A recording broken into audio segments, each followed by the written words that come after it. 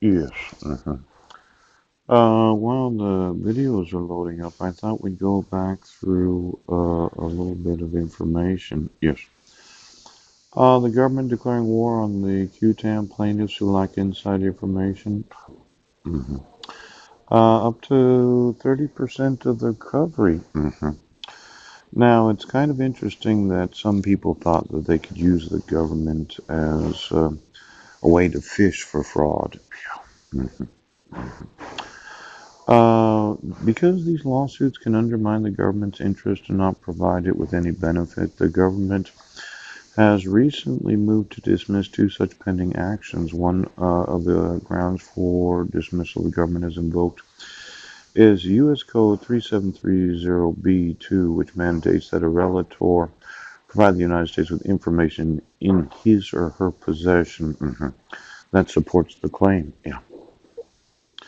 Now, I've said I'm a relator. Yes. I said that before I went to court on Wednesday. Yes. Now, let's say, I'm just reading through this, right? The Attorney General of the United States has a responsibility to diligently investigate alleged violations of the statute. What is the Attorney General of the United States doing? Now, enough with over 2,000 QTAM cases since the act was filed in 1986. About 900 are now under investigation. What I found was really interesting was this concept of fraud.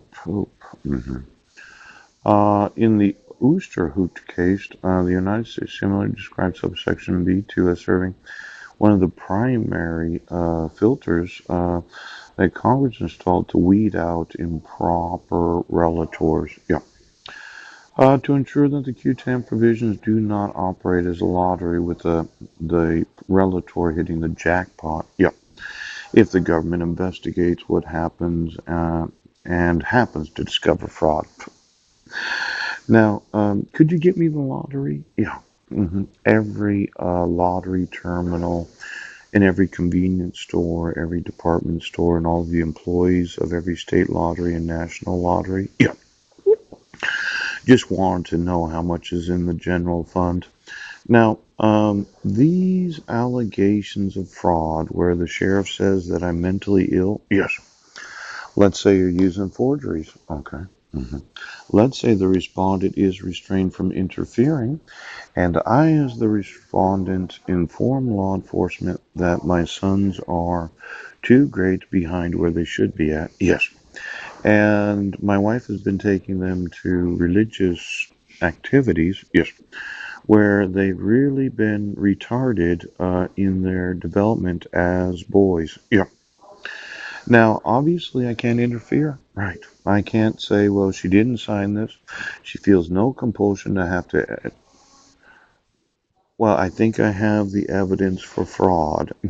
Let's say you're a sheriff's department. You have badges, you have guns, and you have vehicles. Yes. But you refuse to enforce the laws. It would be fraudulent to call yourself sheriffs. Yes. Let's say I sued the Department of Justice right now. It's not a lottery. I've documented 30,000 fucking deals right now.